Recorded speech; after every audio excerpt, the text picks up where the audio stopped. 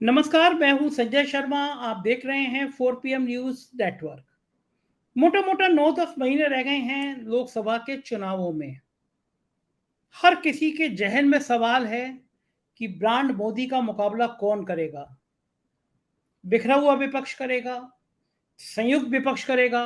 विपक्ष की रणनीति है कि एक सीट के बदले एक प्रत्याशी। क्या कामयाबी मिलेगी?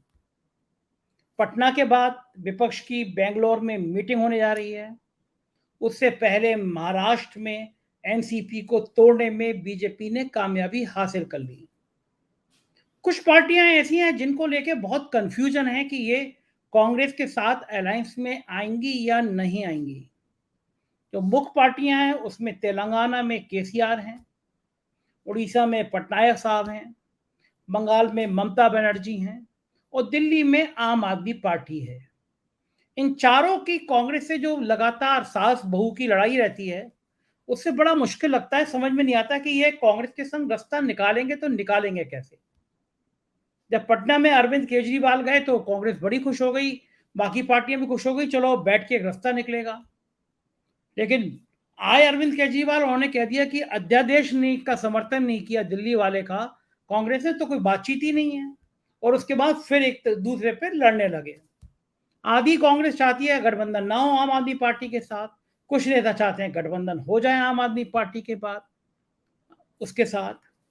ये सब चल ही रहा था कि आम आदमी पार्टी ने पंजाब के पूर्व डिप्टी सीएम को आय से अधिक संपत्ति के मामले में गिरफ्तार करा लिया। और जब वो इस तरह हमला करेंगे तो भला फिर आम आदमी पार्टी कैसे साथ में आ सकती है। तो मैंने सोचा कि आम आदमी पार्टी के 5 ब्रांड सांसद के पास चला जाए। एक ऐसे सांसद जो राज्यसभा में चिल्लाते हैं तो राज्यसभा स्थगित हो जाती है। मैं नाम नहीं बता रहा हूं, लेकिन आप, मुझे पता है कि आप समझ गए होंगे कौन सबसे ज्यादा 5 ब्रांड सांसद है। तो मैं उन्हीं संजय सिंह की बात कर रहा हूं। उत्तर प्रदेश में आके उत्तर प्रदेश सरकार के भ्रष्टाचार खोलने शुरू किए तो एक दो नहीं, दर्जनों एफआईआर उनके खिलाफ दर्ज कर दी गई उत्तर प्रदेश में। लेकिन दिल है कि मानता नहीं, एक पिक्चर आई थी, उसी तरह संजय सिंह की जवान है कि मानती नहीं है। प्रधानमंत्री पर कोई सबसे तीखे हमले बोलता हो, पहली बार प्रधानमंत्री से कुछ फीट दूरी पर आंखों में आंख डालकर अगर किसी ने प्रधानमंत्री पे आरोप लगाया तो वो संजय सिंह है। संजय सिंह की आवाज में तलखी, संजय सिंह की आवाज में हिम्मत, इसका लोहा पूरा देश मानता है। ईडी ने बड़ी कोशिश करी संजय सिंह को फंसाने की, उनके सहयोगियों के छापा मारने की, कुछ फर्क नहीं पड़ा। संजय सिंह ने बाहर एक बोर्ड लगा दिया, फक्कड़ निवास। तो जाहिर है संजय सिंह इतने दम के साथ राजनीति इसीलिए करते हैं। और मैं कहता हूं, चाहे आप पत्रकारिता कर रहे हो चाहे राजनीति कर रहे हो, दामन साफ होगा तो आप किसी भी सत्ता की आंख में आंख डाल के बात कर सकते हैं। तो आज मैं, कई सारे मुद्दे मेरे पास ऐसे थे जो मैं संजय सिंह से बात करना चाहता था, तो मैं सीधे लेके चलता हूं संजय सिंह के पास। सुनिएगा, बहुत मजेदार और बहुत तीखी तीखी बातचीत है संजय सिंह के साथ। स्वागत है संजय सिंह जी आपका। राजनीति में मुझे लगता है आम आदमी पार्टी ने सीख लिया कि खुराफात कैसे की जाती है और टीवी की हेडलाइंस कैसे बनाई जाती है। आप एक तरफ कांग्रेस के साथ बिहार में बैठ के दोस्ती करते हैं और लगातार कोई मौका नहीं छोड़ते हैं। आपने पंजाब में उनके डिप्टी सीएम को गिरफ्तार करा लिया। आप क्या करना चाह रहे हैं? जो भाजपा करना चाह रही है वही आप करना चाह रहे हैं? खेल क्या है? कांग्रेस से दोस्ती या दुश्मनी रहेगी आपकी? देखिए, पटना की मीटिंग का अगर आप जिक्र कर रहे हैं तो उसमें एक प्रमुख मुद्दा जो दिल्ली का ऑर्डिनेंस है वो मुद्दा था। और उस ऑर्डिनेंस में दिल्ली के 2 करोड़ लोगों का हक मारा जा रहा था।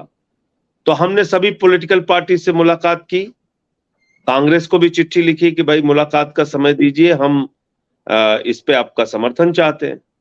पटना की भी मीटिंग में अरविंद केजरीवाल जी ने स्पष्ट तौर पे कहा कि भाई ये काला अध्यादेश है, इस पे सभी पार्टियों का समर्थन है, कांग्रेस पार्टी को भी अपनी स्थिति स्पष्ट करनी चाहिए। तो हम उसकी प्रतीक्षा कर रहे हैं। उन्होंने वहां पे कहा कि जब पार्लियामेंट का सेशन शुरू होगा उसके पहले हम लोग बताएंगे कि कांग्रेस पार्टी इस काले अध्यादेश पे क्या स्टैंड लेगी। ऑलमोस्ट उन्होंने ये तक कहा था कि हम इसका विरोध करेंगे, लेकिन इसकी सार्वजनिक रूप से इसकी घोषणा पार्लियामेंट के सेशन के पहले करेंगे। तो अब हम उसकी प्रतीक्षा कर रहे हैं। हमारी कौन सी इसमें कहाँ गलती है? संजय और ये सिंह जी, खुराफात, अगर एक खुराफात करके एक ऑर्डिनेंस लेके आ रही है मोदी सरकार, सुप्रीम कोर्ट के 5 जजेस के फैसले को 8 दिन में बदलने का काम देश की सरकार, मोदी जी की सरकार कर रही है, तो उस पे तो सभी पार्टियों को एक साथ आना ही चाहिए। ये फेडरल स्ट्रक्चर का इशू है, डेमोक्रेसी का इशू है, तो मुझे लगता है कि इसमें कहीं कोई संशय किसी के दिमाग में नहीं होना चाहिए। अच्छा संजय सिंह जी, ऐसा क्या है कि हर पार्टी जो है वो आपको कहती है कि आप बीजेपी से मिले हुए हैं अंदर अंदर, ये आपको लेकर इतना डाउट, इतना संशय क्यों है लोगों को? बहुत अच्छा है, ऐसे ही मिले हुए लोग होने चाहिए जिनके 49 विधायकों पर मुकदमा कर करके जेल में डाल दिया जाए। ऐसे ही मिले हुए लोग होने चाहिए कि जिसके दूसरे सबसे बड़े नेता को पकड़ के बिना किसी कारण के जेल में डाला जाए। सीबीआई 14 घंटे छापेमारी करे मनीष सिसोदिया पे, उनके घर पे छापेमारी करे, उनके दफ्तर में छापेमारी करे, उनका बैंक का लॉकर चेक करे और जबरदस्ती उनको जेल में डाल दे और यह फैलाए कि 52 करोड़ की संपत्ति जब्त कर ली गई, जबकि उनके जीवन भर की गाढ़ी कमाई का पैसा, जिससे उन्होंने मात्र 81 लाख रुपए की अपनी संपत्ति बनाई थी, उसको जब्त किया गया। बहुत अच्छा है, ऐसे ही मिलना चाहिए कि हमारे एक स्वास्थ्य मंत्री को, जो कोरोना के समय में दिल्ली नहीं पूरे दुनिया में उदाहरण बना कि कैसे उन्होंने लोगों की मदद की, उसको जेल में सड़ाया 1 साल तक, 36 किलो वजन कम हो गया, फर्जी तरीके से मुझे फंसाने की कोशिश की, हमारे मुख्यमंत्री को सीबीआई जांच के लिए बुला रही है। इसके बावजूद अगर कोई कह रहा है तो वो दिमागी दिवालियेपन का शिकार हो सकता है, उसकी मानसिक स्थिति पे मुझे तरस आ सकता है। भारतीय जनता पार्टी को अगर इस देश में किसी एक पार्टी को सबसे पहले खत्म करना हो, किसी एक पार्टी के नेताओं को सबसे पहले प्रताड़ित करना हो, तो वो आम आदमी पार्टी है। तो हम लड़ रहे हैं इनसे, खुलेआम लड़ रहे हैं। मैंने तो बताया आपको, मेरा अपना खुद का मामला देखिए कि कोई लेना देना नहीं इस शराब नीति से, जबरदस्ती मेरा नाम ईडी की चार्जशीट में डाला। ईडी लोगों को नोटिस भेजती है, मैंने ईडी को नोटिस भेजा तो कहते साहब गलती हो गई, लिखना था राहुल सिंह, लिख दिया संजय सिंह। तो हमने कहा भाई कल को नीरव मोदी की जगह नरेंद्र मोदी लिख दिया तो क्या होगा? तो इसलिए मैं समझता हूं कि ये कहने सुनने की बातें हो सकती हैं, लेकिन इसमें मतलब इससे बड़ा मजाक कोई नहीं हो सकता है कि आम आदमी पार्टी कहीं से बीजेपी के साथ मिली हुई है या कुछ है उसका। ये जो आप ना घुमा फिरा के ना व्यंग की भाषा में हर बार नरेंद्र मोदी जी का नाम ले आते हैं, प्रधानमंत्री का नाम ले आते हैं और फिर सोचते हैं कि वो आप पे रहम करेंगे। तो आप जो अभी भी कोई मुद्दा नहीं था, लेकिन आपने फिर कह दिया कि अगर नीरव मोदी को जाना है फिर नोटिस नरेंद्र मोदी का। आपको नरेंद्र मोदी जी का नाम लेके अपनी ब्रांडिंग बड़ा करना चाहते हैं आप लोग। भैया रहम करने का सवाल क्या है? डेमोक्रेसी में हम रह रहे हैं, देश की पार्लियामेंट के सदस्य हैं, लोकतंत्र के अंदर मेरा अपना संवैधानिक अधिकार है। वो कोई भगवान तो है नहीं, वो जनता के द्वारा चुने गए एक नेता है जो भारत के प्रधानमंत्री हैं और उनको कानून के हिसाब से काम करना चाहिए। उनसे रहम और दया की उम्मीद हम क्यों पाल के रखें? जो गलत करेंगे उस पर बोलेंगे। अडानी का इश्यू है, उस पर जेपीसी की मांग हम लोगों ने की, हिंडनबर्ग की रिपोर्ट आई, उस पर पूरी बीजेपी खामोश है। और देखिए ये एक दोहरा चरित्र है प्रधानमंत्री जी का और भारतीय जनता पार्टी का। पूरे देश के, क्या कहा मोदी जी ने, एक भी भ्रष्टाचारी को नहीं छोड़ूंगा। उसका मतलब यह था कि हर भ्रष्टाचारी को चुन चुन कर बीजेपी में शामिल करूंगा, और यही काम वो कर रहे हैं। एक मार्केट में 2014 के बाद नया वॉशिंग पाउडर आया है, मोदी वॉशिंग पाउडर, और उस मोदी वॉशिंग पाउडर के जरिए आपके सारे दाग धुल जाते हैं। हत्या कीजिए धुल जाएगा, लूट कीजिए धुल जाएगा, भ्रष्टाचार कीजिए धुल जाएगा, बड़े से बड़ा अपराध कीजिए वो धुल जाएगा। मुझे तो डर लग रहा है कि अब ये जो महाराष्ट्र की घटना हुई, इसके बाद कहीं ये कभी ना दिखाई पड़े कि भाजपाई जो है वो दाऊद इब्राहिम को भी अपनी पार्टी में शामिल करा ले। ऐसी भी घटना हो सकती है कभी। जिस तरह से आप चुन चुन के देश भर के भ्रष्टाचारियों को, बेईमानों को अपनी पार्टी में शामिल करा रहे हैं, आपकी बात का क्या महत्व है? आपकी क्या विश्वसनीयता है? 4 दिन पहले आप भोपाल में कहते हैं 70,000 करोड़ का घोटाला हमने पकड़ लिया है, अजीत पवार का सिंचाई घोटाला, कोऑपरेटिव बैंक का घोटाला, माइनिंग का घोटाला, और उसी व्यक्ति को आप महाराष्ट्र के अंदर उप मुख्यमंत्री बना रहे हैं। हसन मुशर्रफ को मंत्री बना रहे हैं, छगन भुजबल को मंत्री बना रहे हैं जो जेल की हवा काट के आया है। तो आपकी बात की विश्वसनीयता क्या है? आप भारत के प्रधानमंत्री और देखिए, आप अभी भी वो रायपुर में जाके कह रहे हैं हम भ्रष्टाचारियों पर कार्रवाई की गारंटी देते हैं। तो मैंने एक फिल्म देखी थी, राम तेरी गंगा मैली हो गई, तो अब मुझे तो वो मोदी जी के ऊपर बिल्कुल फिट लग रहा है कि मोदी तेरी भाजपा मैली हो गई, पापियों के पाप धोते धोते। इनका जो मोदी वॉशिंग पाउडर है, इसका नारा है पहले इस्तेमाल करें फिर विश्वास करें, चुटकियों में सारे दाग निपटाए, सारे दाग मिटाए, मोदी वॉशिंग पाउडर, उसी से ये काम कर रहे हैं। और मुझे लगता है इस बात को बीजेपी का एक एक कार्यकर्ता भी महसूस करता होगा, भले ना बोल पाए, उसके भी दिल पे क्या बीतती होगी कि जिन लोगों की मुर्दाबाद के नारे लगाते हैं अब उनकी जिंदाबाद लगा रहे हैं, उनके लिए लाइन में खड़े हैं माला पहनाने के लिए। तो इससे कहीं ना कहीं उनके मन में भी हताशा जरूर होगी, जो इनके भक्त है तथाकथित। संजय सिंह जी, प्रधानमंत्री की एक गरिमा होती है, पूरी दुनिया देखती है, लोग देश दुनिया के सबसे बड़े लोकतंत्र का वो मुखिया होता है, एक तरह का प्रधानमंत्री। आप विधानसभा में दिल्ली में आपकी पार्टी कहती है चौथी पांच राजा, और इतने इतने खराब शब्दों का इस्तेमाल करते हैं, ये भी तो ठीक नहीं है। आप चौथी पास का राजा मंचों पे कहने लगे हैं, प्रधानमंत्री की मजाक उड़ाने लगे हैं। इतने बड़े संवैधानिक पद पर इस तरह मजाक नहीं उड़ानी चाहिए ना। तो भैया अपनी डिग्री दिखाओ, आपसे कोई डिग्री मांग लेता आप मुकदमा करते हो, ये कहां का लोकतंत्र है? क्या प्रधानमंत्री को अपनी डिग्री सार्वजनिक नहीं करनी चाहिए? क्या प्रधानमंत्री किसी भी फर्जी डिग्री पे तो कोई एमएलए एमपी नहीं बन सकता, प्रधानमंत्री कैसे बन सकता है? आप एफिडेविट देते हैं चुनाव आयोग में, शपथ पत्र देते हैं, उसमें अपनी डिग्री शो करते हैं, आप क्यों नहीं दिखा रहे अपनी डिग्री? उसमें क्या प्रॉब्लम है आपको? और दूसरी चीज, आपने जितने वादे किए इस देश के साथ उसको पूरा क्यों नहीं किया? आपने 18 करोड़ नौकरी दी इस देश के नौजवानों को, आप काला धन लेके आए, आपने 15 लाख पहुंचा दिया हर खाते में, आपने महंगाई कम कर दी डीजल पेट्रोल की, सरसों का तेल, टमाटर, बच्चों का दूध। आप सोचिए ऐसी सरकार है रोटी पे 5% और पराठा पे 18% जीएसटी लेती है। अब क्या कहेंगे? अभी कह रहे हैं जीएसटी भी ईडी के दायरे में आएगी। अब जीएसटी में गड़बड़ी होगी तो जो व्यापारी है वो पकड़ के जाएगा ईडी की जेल में। तो आप करना क्या चाहते हैं भाई? किस लिए आप बने हुए हैं प्रधानमंत्री? आपने नोटबंदी करके सबको लाइन में खड़ा कर दिया, बाद में कह दी गलती हो गई, 2000 की नोट भी अब बंद होगी। आपने तीनों काला कानून बना के देश के किसानों को लाइन में खड़ा कर दिया, सड़कों पे खड़ा कर दिया, 750 किसानों की शहादत हो गई। फिर आपने कह दिया गलती हो गई, तीनों काला कानून आपने वापस ले लिया। आपने जीएसटी कानून लागू किया, 69, 70, 80 पता नहीं कितने संशोधन उसमें कर चुके। आपको कुछ अता पता है कि जो मन में आता है कर देते हैं आप, जो भी आपको सूझता है कि हाँ भाई यही करना है बस कर दिया। देश भुगतता है, भुगते, तो उससे परेशान। संजय सिंह जी, उनके इतने काबिल कभी एनआरसी लाते हैं, कभी यूसीसी लाते हैं। आप ही की सरकार ने यूसीसी पे जो लॉ कमीशन बनाया उसने कहा इसकी जरूरत नहीं है, उसको रिजेक्ट किया। फिर 4 साल आप खामोश रहे, 10 महीने चुनाव का बचा है, फिर आप निकल के आ गए। तो 9 साल तक आपकी सरकार भांग खा के सो रही थी, अब कह रहे हैं यूसीसी।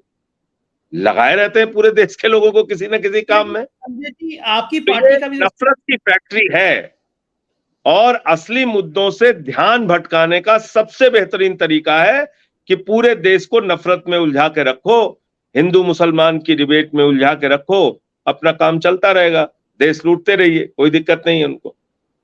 संजय जी, आपकी पार्टी का भी यूसीसी पे कोई स्टैंड क्लियर नहीं है, नेता अलग अलग सुर में अलाप रहे हैं, ये भी तो खराब बात है। किस चीज पे स्टैंड, क्या दे दें स्टैंड, बताइए, आप पूछिए, बताइए। आप उसके आप एक क्लॉज बताइए ना, किस चीज पे समर्थन देना है?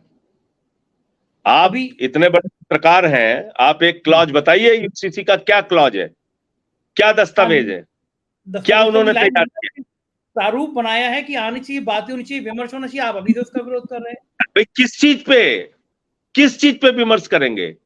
ईंट पे करेंगे, पेड़ पे करेंगे, पौधे पे करेंगे, फर्श पे करेंगे, किस पे करेंगे?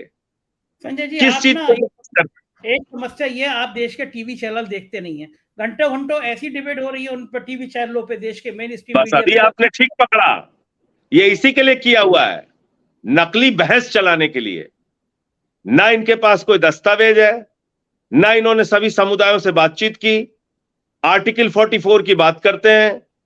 आर्टिकल 44 जो है वो डायरेक्टिव प्रिंसिपल्स में है, और उस डायरेक्टिव प्रिंसिपल्स में बहुत सारी चीजें हैं। उसमें कहा गया है कि संपत्ति के बीच में बहुत ज्यादा अंतर नहीं होना चाहिए। उसमें कहा गया है कि लोगों को अच्छा स्वास्थ्य शिक्षा मिलनी चाहिए, वो तो आपको ध्यान में आता नहीं। आर्टिकल 44 की जो आप बात कर रहे हैं, डायरेक्टिव प्रिंसिपल्स की, उसमें क्या लिखा हुआ है कि सरकार सभी समुदायों से, सभी ग्रुप से बातचीत करके यूनिफॉर्म सिविल कोड लाने की कोशिश करेगी। किया आपने कुछ? भाई गोवा की यूसीसी की सबसे ज्यादा चर्चा करते हैं भाजपाई। अब मुझे समझ में आया कि गोवा के यूसीसी में क्यों इनके मन में इतना लड्डू फूटता है। गोवा के यूसीसी में लिखा हुआ है कि 30 साल तक अगर एक हिंदू पत्नी को बेटा नहीं हुआ तो हिंदू पति को दूसरी शादी करने का अधिकार है। तो भाजपाई दूसरी शादी करना चाहते हैं, इसीलिए उनके मन में लड्डू फूट रहा है कि गोवा का यूसीसी लागू करेंगे, दूसरी शादी करेंगे। ऐसा कानून लेके आएंगे तो जो पत्नियां हैं सांसदों की, बीजेपी सांसदों की, वो बेलन लेके दौड़ा लेंगे इन लोगों को। मैं आपको बता रहा हूं, इनको कुछ अता पता नहीं है। आप लोग इसको हिंदू मुसलमान की डिबेट बनाना चाहते हैं। क्या है यूसीसी?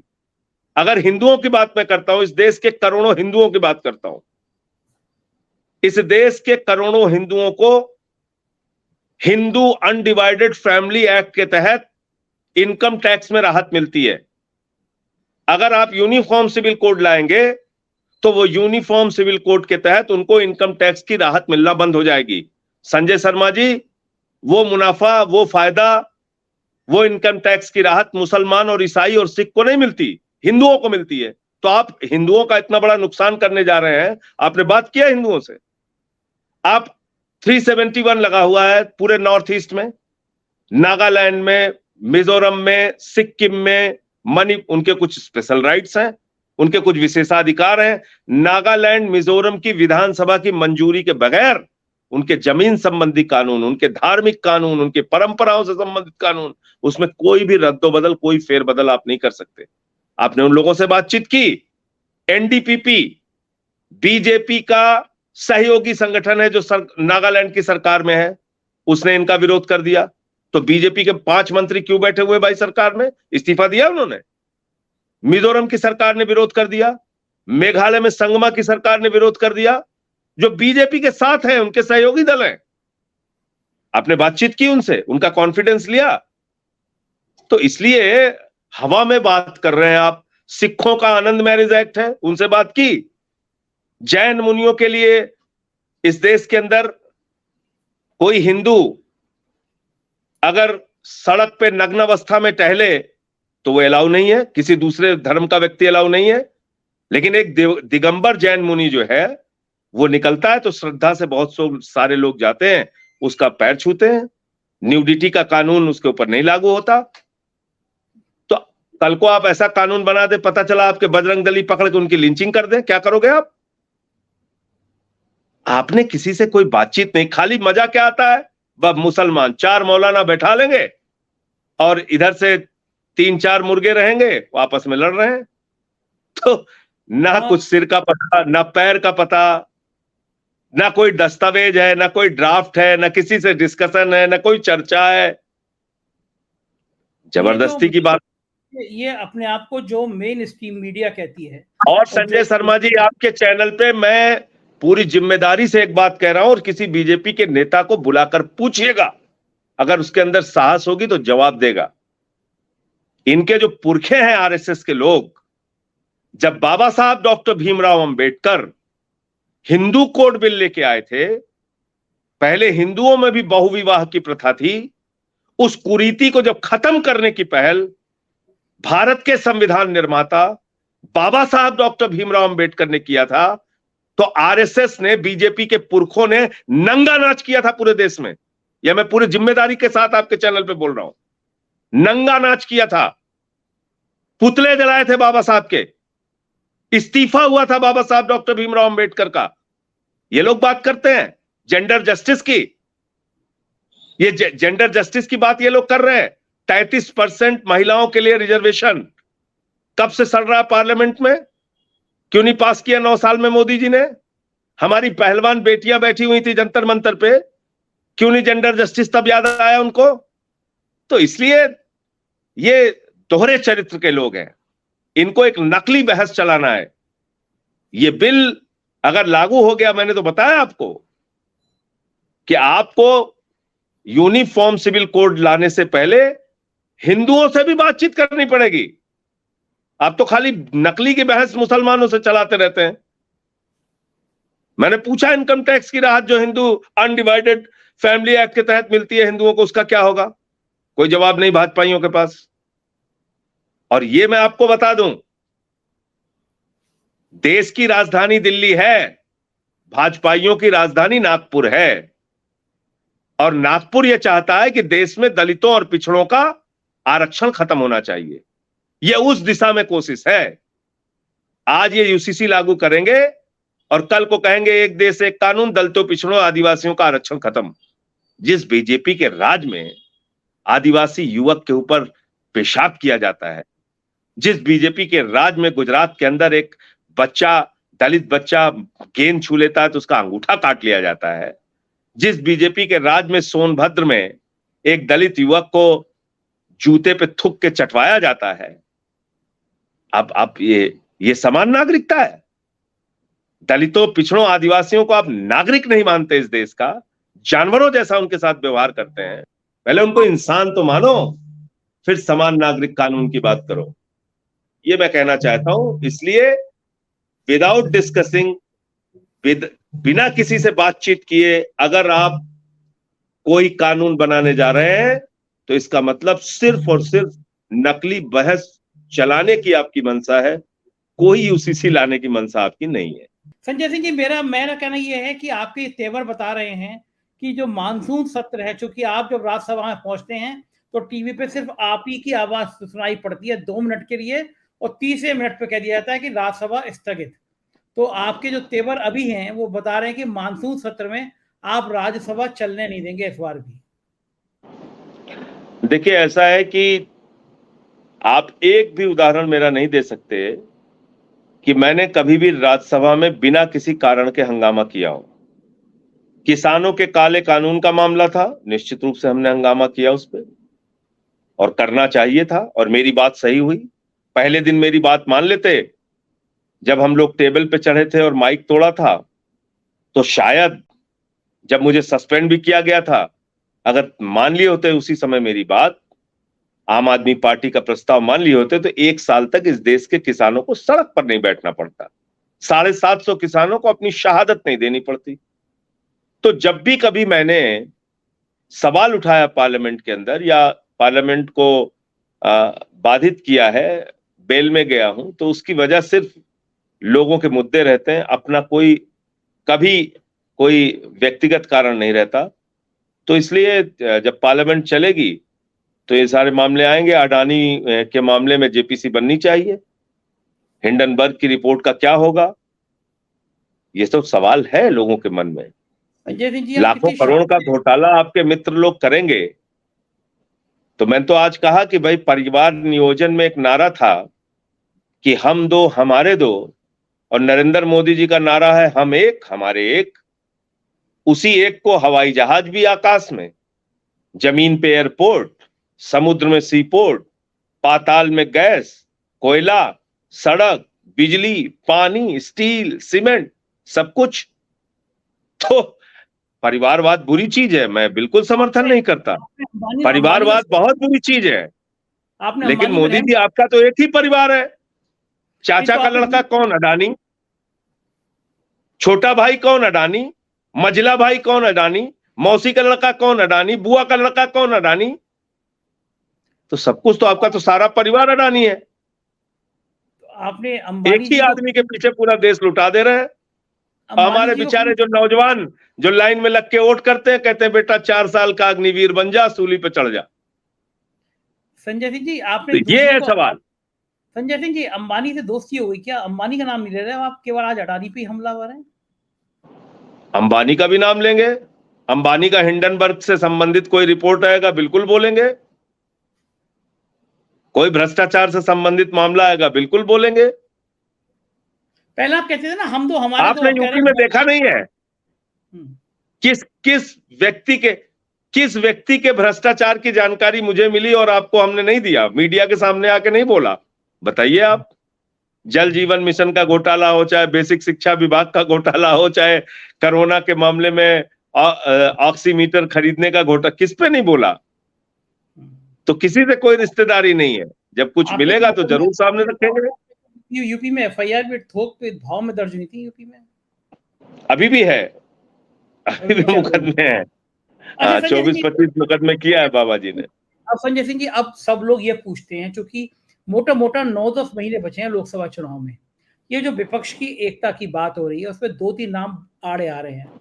उसमें आम आदमी पार्टी का नाम आड़े आ रहा है, उसमें केसीआर का नाम आड़े आ रहा है, उसमें ममता बनर्जी का नाम आड़े आ रहा है, नवीन पटनायक का नाम आ रहा है। ये 4 बड़े लोग हैं जो माना जा रहा है ये कांग्रेस से दूरी है इनकी, ये विपक्ष में नहीं आएंगे। क्या कोई नीति बनेगी, क्या कोई रास्ता बनेगा कि ये चारों लोग भी बीजेपी के खिलाफ आए, या आपको लगता है कि ये चारों लोग ऐसे रहेंगे जो बीजेपी को थोड़ा थोड़ा फायदा पहुंचाते रहेंगे? देखिए, मुझे लगता है कि जहां तक आम आदमी पार्टी का पक्ष में बता सकता हूं, हम लोग इस मामले में बिल्कुल क्लियर हैं कि भारतीय जनता पार्टी को इस देश से हटना चाहिए, और उसका भी कारण कोई व्यक्तिगत नहीं है। जितना इन्होंने देश की अर्थव्यवस्था को डुबाया है, जितना आम आदमी की जिंदगी में दुश्वारियां पैदा की है, जितना जांच एजेंसियों का दुरुपयोग करके तानाशाही लाई है, इन सारे मसलों को लेकर आम आदमी पार्टी का स्पष्ट मत है कि बीजेपी को जाना चाहिए। उसका क्या स्वरूप होगा, क्या तरीका होगा, कैसे गठबंधन होगा, गठबंधन होगा कि नहीं होगा, ये सब पार्टी के राष्ट्रीय नेतृत्व तय करेंगे। लेकिन हमारे पार्टी के अंदर इस बात को लेकर क्लियरिटी है कि बीजेपी को हटाने में जो भूमिका आम आदमी पार्टी की हो सकती है, हम उसको पूरी ईमानदारी के साथ निभाएंगे, और इनसे सड़क पर भी लड़ रहे हैं, संसद में भी लड़ रहे हैं, चुनाव में भी लड़ रहे हैं। आखिरी सवाल संजय सिंह जी, आप उत्तर प्रदेश के प्रभारी हैं, आम आदमी पार्टी लोकसभा के चुनाव में उत्तर प्रदेश की कितनी सीटों पर लड़ेगी? देखिए, इसके बारे में कुछ भी मैं नहीं कह सकता, और मतलब संगठन की दृष्टि से अगर आप मुझसे पूछेंगे तो मैं समझता हूं कि अभी हम लोग ऐसी स्थिति में नहीं है। जैसे हमने नगर पालिका का चुनाव लड़ा, उसमें 10 हमारे चेयरमैन जीत के आए, लगभग 150 पार्षद और सभासद जीत के आए। लेकिन अभी मैं तत्काल ऐसी स्थिति में नहीं कह सकता कि हम कोई सभी सीटों पे चुनाव लड़ने की स्थिति में है। देखते हैं क्या पार्टी तय करती है कितनी सीटों पे लड़ना है। अच्छा, गठबंधन हुआ तो अखिलेश के संग होगा, या मायावती के साथ होगा, या कांग्रेस के साथ होगा उत्तर प्रदेश में? देखिए अभी ये सब कुछ जल्दबाजी है, इस पे कुछ भी बोलना जल्दबाजी है। जब उत्तर प्रदेश में चुनाव पार्टी को लड़ना है, नहीं लड़ना है, कितनी सीटों पे लड़ना है, क्या करना है, ये तय हो जाएगा, तब आपका आगे का सवाल बनता है, और तब हम उसका जवाब दे पाएंगे। शुक्रिया संजय सिंह जी, आपने अपना कीमती समय दिया, 4 PM से बात की, धन्यवाद। तो ये थे संजय सिंह, आपने सुना। जाहिर है संजय सिंह के तेवर कुछ तल्ख की कम नहीं हुई है। मानसून सत्र हर हालत में भेड़ चढ़ जाएगा इस हंगामे से, अभी से नजर आ रहा है। लेकिन आम आदमी पार्टी क्या कांग्रेस के साथ किसी नए रास्ते पर चलेगी, ये कहना अभी मुश्किल है। अपनी राय से अवगत कराइएगा, प्यार बनाए रखिएगा। शुक्रिया, थैंक यू।